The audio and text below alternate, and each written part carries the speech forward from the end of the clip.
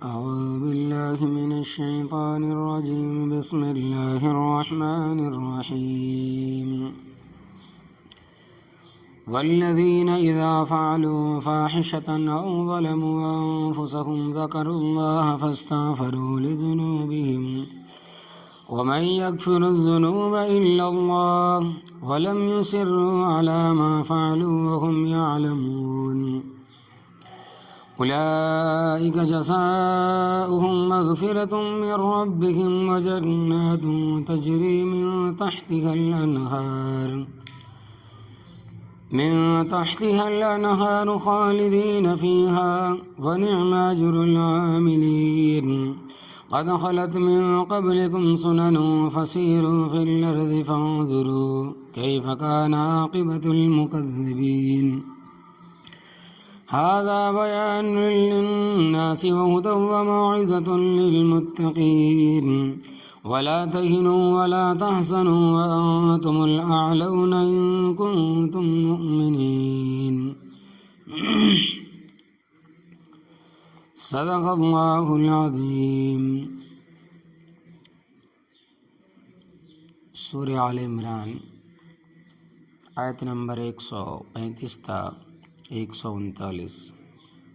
لفظی ترجمہ: والذین، اور وہ لوگ، اذا فعلوا فاحشۃ، جب کرتے ہیں کوئی بے حیائی، او ظلموا انفسہم، یا ظلم کرتے ہیں اپنی جانوں پر، ذکر اللہ تبارک و تعالیٰ کو یاد کرتے ہیں، فاستغفروا لذنوبہم، پس معافی مانگتے ہیں اپنے گناہوں کے لیے،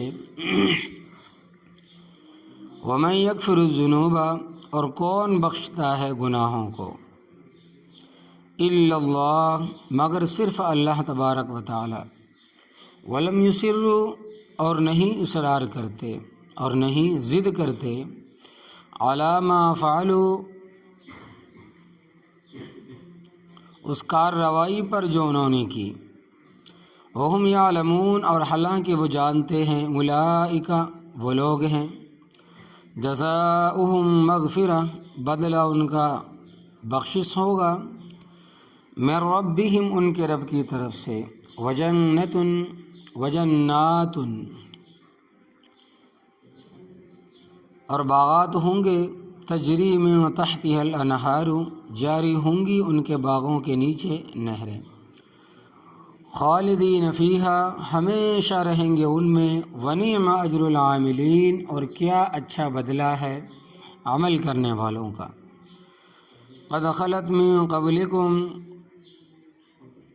بتحقیق گزر چکے ہیں تم سے پہلے، سنن، طریقے، فسیروا فی الارض، پس سیر کرو زمین کی، فانظروا، پس دیکھو، کیف کان عاقبۃ المکذبین، کیسا تھا انجام جھٹلانے والوں کا، ھذا بیان للناس، یہ قرآن کریم بیان ہے لوگوں کے لیے، وہدی و موعظہ، اور ہدایت ہے اور نصیحت ہے، للمتقین، پرہیزگاروں کے لیے، ولا تہنوا، اور نہ سستی کرو، ولا تحزنوا، اور نہ غمگین ہو، وانتم الاعلون، اور تم ہی غالب ہوگے، ان کنتم مؤمنین، اگر تم مومن ہو۔ اس سے پہلے آیت کریمہ میں متقیوں کے چند اوصاف بیان ہوئے تھے کہ وہ راحت اور آرام کی حالت میں بھی اور دکھ اور تکلیف کی حالت میں بھی اللہ تبارک و تعالیٰ کے راستے میں خرچ کرتے ہیں اور غصے کو پی جاتے ہیں، جہاں پینا جائز ہو، اور لوگوں سے درگزر کرتے ہیں، اور اگر وہ اپنی خطا کو تسلیم کرے تو اللہ تبارک و تعالیٰ نیکی کرنے والوں کو پسند کرتے ہیں، اور آگے بھی انہی پرہیزگاروں کا اوصاف بیان فرمائے ہیں۔ فرمایا کہ والذین اذا فعلوا فاحشۃ، اور وہ لوگ جب کرتے ہیں کوئی بے حیائی، یعنی گناہ کبیرہ کرتے ہیں، او ظلموا انفسہم، یا ظلم کرتے ہیں اپنی جانوں پر کہ ان سے کوئی صغیرہ گناہ سرزد ہوتا ہے، ذکر اللہ، اللہ تبارک و تعالیٰ کو یاد کرتے ہیں، یعنی غافل نہیں ہے اللہ تبارک و تعالیٰ سے۔ اگر ان سے کوئی گناہ ہو جاتا ہے تو اس پر پشیمان ہوتے ہیں، شرمندہ ہوتے ہیں، نادم ہوتے ہیں اور فوراً رب کے خوف سے اسے یاد کرتے ہیں۔ فاستغفروا لذنوبہم، پس معافی مانگتے ہیں اپنے گناہوں کے لیے، اے پروردگار مجھ سے یہ گناہ سرزد ہو گیا ہے تو مجھے معاف فرما دے۔ تو رب تعالیٰ فرماتے ہیں کہ وَمَن يَغْفِرُ الذُّنُوبَ إِلَّا اللَّهُ، اور کون بخشتا ہے گناہوں کو سوائے اللہ تبارک و تعالیٰ کے۔ غافر الذنوب، صرف اللہ تبارک و تعالیٰ ہے۔ اور ان پرہیزگاروں کی خوبی یہ ہے کہ وَلَمْ يُصِرُّوا عَلَى مَا فَعَلُوا، اور نہیں اصرار کرتے اور نہیں ضد کرتے اس کارروائی پر جو انہوں نے کی ہے۔ گناہ پر اصرار کرنا، گناہ کرنے کے بعد ضد کرنا، ہٹ درمی کرنا بہت بری بات ہے، بہت بری عادت ہے۔ فقہائے کرام رحمہم اللہ دین میں بہت بڑا محتاط طبقہ ہے۔ وہ فرماتے ہیں کہ صغیرہ گناہ بار بار کرنے سے کبیرہ بن جاتا ہے، اور اگر کبیرہ پر اصرار کرے گا تو خطرہ ہے کہ کفر تک نوبت نہ پہنچ جائے۔ اللہ اکبر کبیرہ۔ اس واسطے گناہ پر اصرار نہیں کرنا چاہیے، گناہ کرنے کے بعد ضد نہیں کرنی چاہیے۔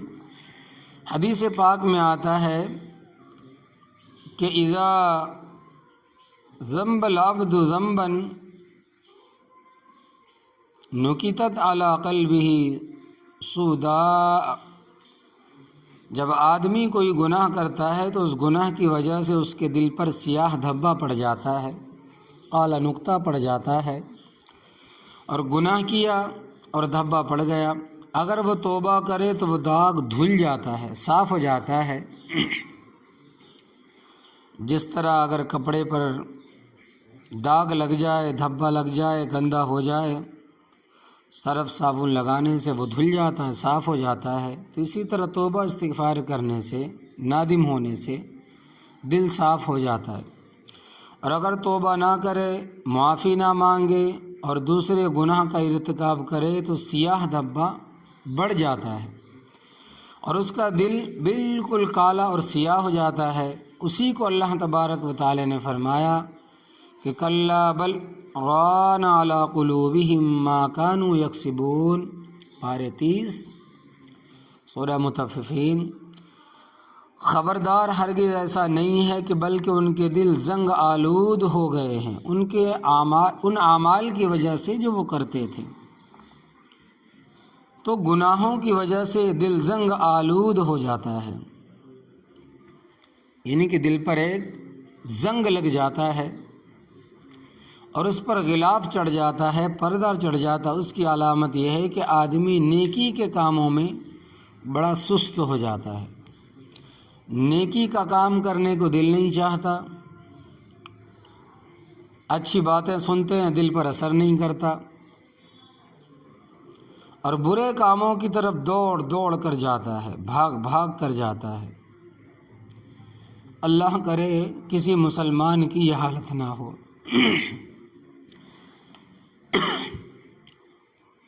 تو معزز سامعین، اگر ہو جائے تو بہت بری حالت ہے۔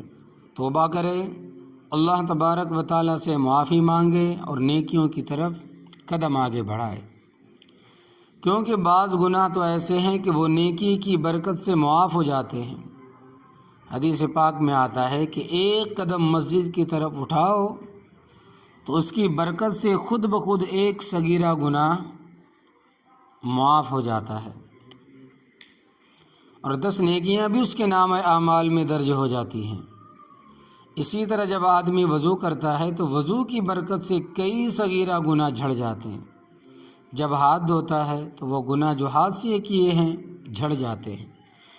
جب کلی کرتا ہے تو زبان سے جو گناہ کیے تو زبان والے گناہ جھڑ جاتے ہیں۔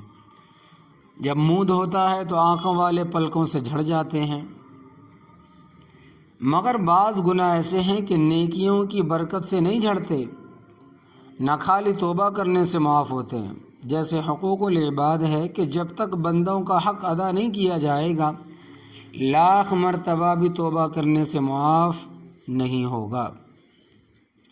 اسی طرح کچھ حقوق اللہ بھی ایسے ہیں کہ محض توبہ کرنے سے معاف نہیں ہوتے۔ مثلا بالغ ہونے کے بعد کسی مرد یا عورت کے ذمے نماز یا روزہ ہے، چاہے ایک ہی کیوں نہ ہو، کروڑ مرتبہ بھی توبہ کرنے سے معاف نہیں ہوگا جب تک کہ اس کی قضا نہیں کرے گا۔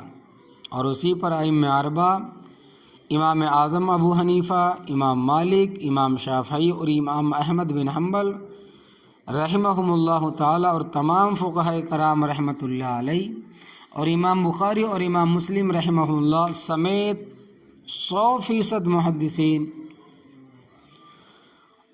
اس پر متفق ہیں کہ اگر کسی کے ذمے ایک نماز بھی ہے تو وہ کروڑ مرتبہ توبہ کرنے سے بھی معاف نہیں ہوں گی۔ اسی طرح اگر کسی کے ذمے ایک روزہ بھی ہے تو کروڑ مرتبہ توبہ کرنے سے بھی معاف نہیں ہوگا جب تک کہ حساب کر کے قضا نہ کیا جائے۔ بہت سارے لوگ غلط فہمی کا شکار ہیں، وہ یہ سمجھتے ہیں کہ توبہ کرنے کے ساتھ سب کچھ ہضم ہو جائے گا، ہرگز نہیں ہوگا۔ نہ زکوٰۃ معاف ہوں گی، نہ عشر معاف ہوگا، نہ نماز، نہ روزہ۔ اگر ایسا ہوتا تو محدثین کرام رحمۃ اللہ علیہ باب قضاء الفوائد قائم نہ کرتے، قضاء کے فتوے قائم نہ کرتے اور اس میں چن چن کر حدیث نہ بیان فرماتے۔ اور فقہاء عظام رحمۃ اللہ علیہ اور فقہاء کرام رحمۃ اللہ علیہ باب قضاء الفوائد قائم کرنے کا، ان کو پڑھنے کا طریقہ نہ بیان فرماتے۔ اگر توبہ سے معاف ہوتی تھیں تو بہت آسان نسخہ تھا،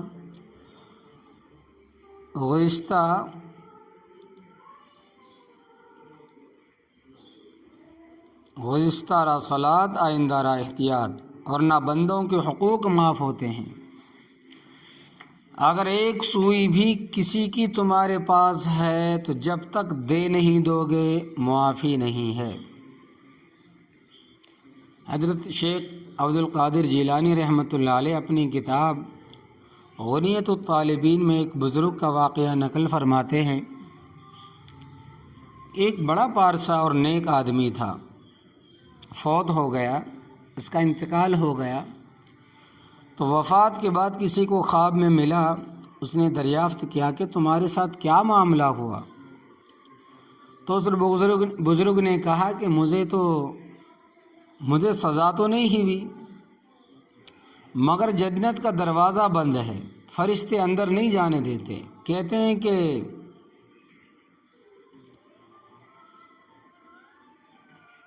استعرت عبرت من الجاری فلم تردہا،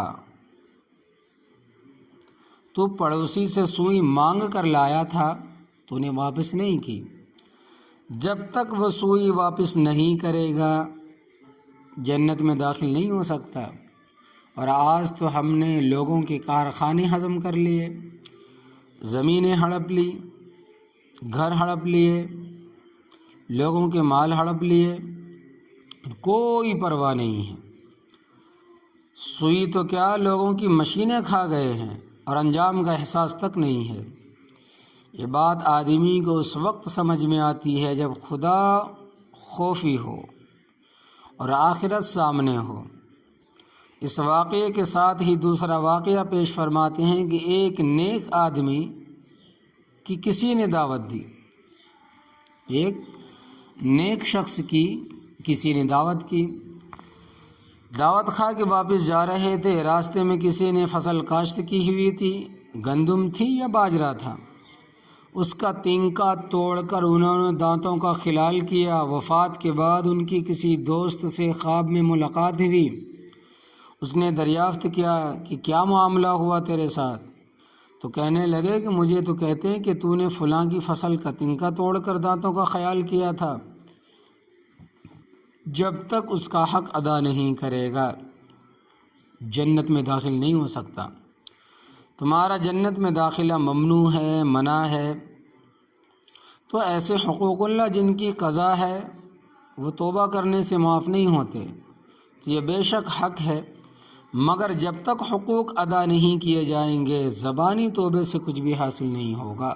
اسی طرح حقوق العباد ہیں، جب تک بندوں کے حقوق ادا نہ کر دیے جائیں یا وہ اپنی رضا سے معاف نہ کر دے، محض زبان سے توبہ کرنے سے معافی نہیں ملتی۔ بڑا مشکل مسئلہ ہے۔ بخاری شریف کی روایت ہے کہ خلاصہ ذکر کرتا ہوں، میدان محشر میں کچھ لوگوں کو اللہ تبارک و تعالیٰ کے پاس لایا جائے گا، حساب کتاب کے لیے ان کے پاس نیکیوں کے پہاڑ ہوں گے، وہ بڑے خوش ہوں گے کہ خیر ہے، بڑی نیکیاں میرے پاس ہے، مگر ان کے پاس ان کے ذمے حقوق العباد بھی ہوں گے، حقوق اللہ بھی ہوں گے۔ کچھ نیکیاں تو حقوق اللہ کی مد میں جمع کی جائیں گی، پھر بندوں کے حقوق کی باری آئے گی، بندوں کے حقوق کے بدلے نیکیاں دی جائیں گی، دیتے دیتے نیکیاں ختم ہو جائیں گی، اور حق لینے والے بھی ابھی باقی ہوں گے، تو ان کے گناہ اٹھا کر ان کے سروں پر رکھ دیے جائیں گے، اور حکم ہوگا کہ ان کو جہنم میں پھینک دو۔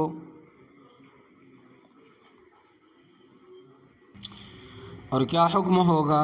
حکم یہ ہوگا کہ ان کو جہنم میں پھینک دو، تو پہاڑوں کے پہاڑ نیکیوں کے اڑ جائیں گے اور دوسروں کے گناہ سر پر آ پڑیں گے۔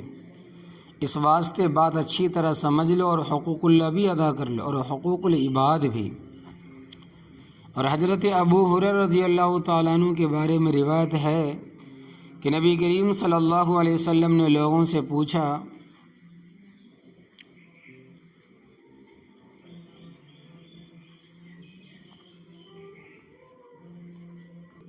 کہ مفلس کون ہے؟ مفلس کون ہے؟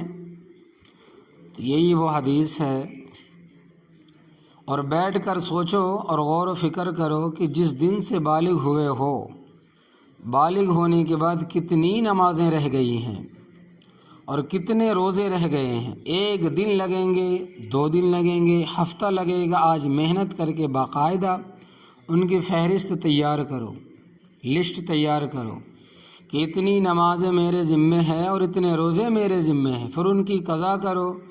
فرض نماز کی قضا ہے اور وتر واجب ہے، ان کی بھی قضا ہے، سنتوں کی قضا نہیں ہے۔ اور ایک اور مسئلہ بھی سمجھ لیں، وہ بھی بڑا ضروری ہے کہ جس طرح وقتی نمازوں میں تعین اور ترتیب ضروری ہے کہ یہ فجر کی نماز پڑھ رہا ہوں، یہ ظہر کی نماز پڑھ رہا ہوں، اور ترتیب کا مطلب یہ ہے کہ پہلے فجر ہے پھر ظہر ہے، ہفتے کی فجر پہلے، اتوار کی فجر بعد میں۔ اسی طرح قضا نمازوں میں بھی تعین اور ترتیب ضروری ہے کہ میں کون سی نماز پڑھ رہا ہوں، فجر کی یا ظہر کی، اور یہ تعین کرنا بھی ضروری ہے کہ پہلی پڑھ رہا ہوں یا دوسری پڑھ رہا ہوں۔ فرض کرو کہ ایک آدمی کے ذمے فرض کی 1000 نمازیں ہیں قضا، اور وہ نیت اس طرح کرتا ہے کہ میرے ذمے جو فجر کی نمازیں ہیں ان میں سے ایک پڑھتا ہوں، ساری عمر پڑھتا رہے، بری ذمہ نہیں ہوگا، یعنی کہ وہ نمازیں آپ کے ذمے سے اترے گی نہیں، کیونکہ جس طرح وقتی نمازوں میں ترتیب ضروری ہے، قضا نمازوں میں بھی ترتیب ضروری ہے، تو وہ اس طرح ترتیب قائم کرے گا کہ میرے ذمے جو فرض کی فجر کی 1000 نمازیں ہیں ان میں سے پہلی پڑھتا ہوں، جب بھی پڑھے گا یہی کہے کہ جو باقی میرے ذمے ہیں میں ان میں سے پہلی پڑھتا ہوں، بس پہلی کہتا جائے تعین ہو جائے گی، یا آخر سے شروع کرے کہ میرے ذمے جو فجر کی نمازیں ہیں ان میں سے آخری پڑھتا ہوں، ہر دفعہ یہی کہے جو باقی میرے ذمے ہیں ان میں سے آخری پڑھتا ہوں، بس آخری کہتا جائے اور پڑھتا جائے، اسی طرح تعین کرے گا تو ادا ہوگی۔ تو نیکیاں ضائع نہ کرو اور گناہوں پر اصرار نہ کرو، ضد نہ کرو۔ وہم یعلمون، اور حالانکہ وہ جانتے ہیں کہ گناہ پر اصرار کرنا اچھی بات نہیں ہے۔ اولئک، یہ لوگ جن کی یہ خوبیاں بیان ہوئی ہے، جزاؤہم مغفرۃ من ربہم، بدلہ ان کی بخشش ہوگی ان کے رب کی طرف سے، وجنات، اور ایسے باغات ہوں گے، تجری من تحتها الانہار، جاری ہوں گی ان کے باغوں کے نیچے نہریں، خالدین فیہا، ہمیشہ رہیں گے ان میں، ونعم اجر العاملین، اور کیا اچھا بدلہ ہے عمل کرنے والوں کا۔ اسی وجہ سے تو کہتے ہیں کہ عمل سے زندگی بنتی ہے، جنت بھی جہنم بھی، عمل سے زندگی بنتی ہے، جنت بھی جہنم بھی۔ یہ خاکی اپنی فطرت میں نہ نوری ہے نہ ناری، یہ عمل کے بغیر کچھ بھی نہیں ہے۔ اور فارسی کے شاعر نے بہت اچھی بات کہی ہے، از مقافات عمل غافل شو، گندم زغندم برویت جو زجو۔ اے بندے، عمل کے بدلے سے غافل نہ ہو، گندم بوئے گا تو گندم پیدا ہوگی، جو بوئے گا جو بوئے گا تو جو پیدا ہوں گے،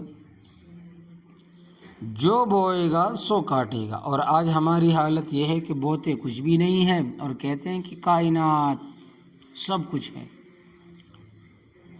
کیا کہتے ہیں کہ بوتے کچھ بھی نہیں اور کاٹنا سب کچھ ہے، یعنی نیکی تو کوئی کرنے کے لیے تیار نہیں، اور سارے بہشت پر قبضے کی تیاریاں ہیں، یعنی جنت پر سب کی تیاریاں ہیں قبضے کی۔ چونکہ غزوہ احد میں مسلمانوں کو کافی پریشانی ہوئی تھی اور بڑی تکلیف اٹھانی پڑی تھی کہ 70 شہید ہوئے صحابہ، اور کوئی ہوگا جو زخمی نہ ہوا ہوگا۔ خود حضرت صلی اللہ علیہ وسلم کے دندان مبارک شہید ہوئے، چہرہ اقدس زخمی ہوا۔ تو اگلی آیت کریمہ میں اللہ تبارک و تعالی نے مسلمانوں کو تسلی دی ہے کہ حق و باطل کی فکر شروع سے چلی آ رہی، اور پہلے حق والوں نے بھی کافی تکلیفیں اٹھائی ہے، لہذا پریشان نہ ہو۔ فرمایا کہ قد خلت من قبلکم سنن، تحقیق گزر چکے ہیں تم سے پہلے طریقے، یعنی بڑے بڑے حالات گزرے ہیں۔ فسیروا فی الارض، پس سیر کرو زمین میں، تفریح کرو، گھومو پھرو زمین میں، فانظروا کیف کان عاقبۃ المکذبین، پس دیکھو کیسا تھا انجام جھٹلانے والوں کا، کہ جن لوگوں نے حق کو جھٹلایا اور حق کے مقابلے میں آئے ان کا انجام کیا ہوا۔ ھذا بیان للناس، یہ قرآن کریم بیان کرتا ہے لوگوں کے لیے، یہ قرآن کریم کا بیان ہے لوگوں کے لیے۔ تو اس کتاب سے زیادہ واضح اور قطعی اور کوئی کتاب نہیں ہے، سچی اور بہتر کوئی کتاب نہیں ہے، حق اور کوئی کتاب نہیں۔ یہ بڑی عظمت والی کتاب، اس کا پڑھنا ثواب، اس کو سمجھنا ثواب، اس کا بیان کرنا ثواب، اور اس کو ہاتھ لگانا بھی ثواب، دیکھنا بھی ثواب، اس کے ورقوں کا پلٹنا ثواب ہی ثواب ہے۔ مگر افسوس کہ ہم نے تو قرآن کریم پاک کو تیجے، 7ویں، 10ویں، 40ویں برسی کے لیے رکھا ہوا ہے، اور فاتحہ کے لیے رکھا ہوا ہے، یا پھر قسمیں اٹھانے کے لیے ہے، یا جانوروں کو وبائی امراض سے بچانے کے لیے قرآن پاک کے نیچے سے گزار دو تو اس کی برکت سے وہ محفوظ ہو جائیں گے۔ بھائی، قرآن جس مقصد کے لیے آیا تھا وہ تو ہم نے حاصل نہیں کیا۔ قرآن پاک تو نازل ہوا تھا تاکہ تم اس کو پڑھو، سمجھو اور اس پر عمل کرو۔ اور یاد رکھنا، ضروریات دین میں سے ہے ہر بالغ مسلمان مرد ہو یا عورت قرآن پاک کو پڑھے، سمجھے، یہ ان کے لیے فرض ہے، اس میں کوئی شخص معذور نہیں ہوگا۔ البتہ بعض مسائل ایسے ہیں کہ ان کا جاننا ہر مسلمان پر لازم نہیں ہے۔ اگر قصبے میں ایک ایسا جید عالم موجود ہو جو لوگوں کے مسائل حل کر دے تو سارا قصبہ گناہ سے پاک ہوگا، اور اگر ایسا قصبہ ہے کہ وہاں کوئی ایک بھی ایسا عالم نہیں تو بوقت ضرورت مسئلہ بیان کرے یا لوگوں کے مسائل حل کرے تو سارا قصبہ گناہ گار ہوگا، کیونکہ بعض مسئلے ایسے ہیں کہ ان کا جاننا فرض کفایہ ہے، لیکن وہ مسائل جو ضروریات دین میں سے ہے وہ فرض عین ہے، ان کا جاننا ہر آدمی کے لیے ذمہ ہے۔ فقہاء کرام رحمۃ اللہ علیہ فرماتے ہیں کہ ایک نابالغ لڑکی کا نکاح ہوا، جب وہ بالغ ہوئی تو اس سے ایمان کے بارے میں سوال کیا گیا کہ ایمان کی تعریف کیا ہے، تو فقالت لا ادری، پس اس نے کہہ دیا کہ مجھے معلوم نہیں ہے، تو باءت من زوجہا، اس کا نکاح ٹوٹ گیا۔ بحر الرائق بزاز عالمگیری میں یہ جزئی موجود ہے، کیونکہ بالغ ہونے کے وقت اس پر لازم تھا کہ وہ جانتی کہ ایمان کی تعریف کیا ہے، ایمان کسے کہتے ہیں، ایمان کی حقیقت کیا ہے، کیونکہ یہ ضروریات دین میں سے اس میں کوئی شخص معذور نہیں ہے۔ اور یہاں تو حالت یہ ہے کہ ہماری دادیاں نانیاں نہیں جانتی کہ ایمان کیا ہوتا ہے، اس کی تعریف کیا ہے، اس کی حقیقت کیا ہے۔ تو قرآن پاک واضح بیان ہے لوگوں کے لیے، وہ ہدی و موعظہ، اور ہدایت ہے اور نصیحت ہے للمتقین، پرہیزگاروں کے لیے۔ اللہ تبارک و تعالیٰ فرماتے ہیں کہ اے مومنو، غزوہ احد میں اگر تمہیں شکست ہوئی ہے، ولا تہنوا، اور نہ سستی کرو، ولا تحزنوا، اور نہ غمگین ہو، کیونکہ جہاد میں شہید بھی ہوتے ہیں، زخمی بھی ہوتے ہیں، فتح بھی ہوتی ہے، ہارنا بھی ہوتا ہے، شکست بھی ہوتی ہے۔ وَأَنْتُمُ الْأَعْلَوْنَ، اور تم ہی غالب رہو گے، إِن كُنتُم مُؤْمِنِينَ، اگر تم مومن ہو۔ فاتح مصر حضرت عمر بن عاص رضی اللہ تعالی عنہ نے امیر المؤمنین حضرت عمر رضی اللہ تعالی عنہ کو خط لکھا کہ قلعہ مقوقس، غالباً اس قلعے کا نام بولس تھا، فرماتے ہیں کہ ہم نے محاصرہ کیا ہوا ہے، کافی دن ہو گئے مگر فتح نہیں ہو رہا، میرے پاس 8000 فوج ہے، مزید فوج بھی اور بھیجو اور طریقہ بھی بتاؤ۔ حضرت عمر رضی اللہ تعالیٰ عنہ نے خط پڑھا اور رو پڑے اور کہنے لگے کہ 8000 مسلمان ہیں اور کہتے ہیں کہ ہم نے قلعے کا محاصرہ کیا ہوا اور فتح نہیں ہو رہا۔ خط کا جواب تحریر فرمایا کہ غور کرو، تم لوگوں سے نبی کریم صلی اللہ علیہ وسلم کی کوئی سنت تو نہیں رہ گئی جس کی وجہ سے نصرت الہی میں تاخیر ہو رہی ہے، اللہ تبارک و تعالیٰ کی مدد میں دیر ہو رہی ہے۔ اور حقیقت یہ تھی کہ بعض ساتھیوں سے مسواک والی سنت رہ گئی تھی، اور آج ہماری حالت یہ ہے کہ فرائض غائب ہیں، واجبات غائب ہیں۔ فرمایا تم 8000 ہو اور میں 4000 مزید فوج بھیجتا ہوں، اب تم 12000 ہو جاؤ گے، اور 12000 مومن قلت کی وجہ سے شکست نہیں کھا سکتے۔ اگر کوئی وجہ نہ ہو اور وہ مزید 4000 فوج صرف 4 آدمی بھیجے، جو فرمائے کہ 4000 فوج بھیج رہا ہوں، وہ 4000 نہیں، صرف 4 آدمی بھیجے جو 4000 کے مد مقابل تھے۔ کون کون تھے؟ نمبر 1 حضرت زبیر ابن عوام رضی اللہ تعالی عنہ، نمبر 2 حضرت عبادہ ابن صامت رضی اللہ تعالی عنہ، حضرت خارجہ ابن حذافہ اور حضرت حذیفہ ابن الیمان رضی اللہ تعالی عنہ۔ فرمائے کہ یہ 4000 فوج ہے تو ایمان بڑی قوت ہے۔ اے مسلمان، تو جب مسلمان تھا، رب تعالیٰ سب کو ایمان اور عمل کی توفیق عطا فرمائے کہ جب مسلمان ہوتا تھا تو رب تعالیٰ کی مدد آتی تھی، نصرت آتی تھی۔ تو ہمیں چاہیے کہ ہم دعا کریں کہ اللہ تبارک و تعالیٰ تمام مسلمانوں کو ایمان اور عمل کی توفیق عطا فرمائے، پکا ایمان۔ تو فرماتے ہیں کہ جب ایمان اور عمل کی توفیق ہوتی تھی تو کاش کہ کوئی اس بات کو سمجھے کہ اللہ تبارک و تعالیٰ کا فرمان بالکل سچا ہے کہ اگر تم مومن ہو تو تم ہی غالب آؤ گے۔ رب تعالیٰ سب کو ایمان و عمل کی توفیق عطا فرمائے، آمین یا رب العالمین۔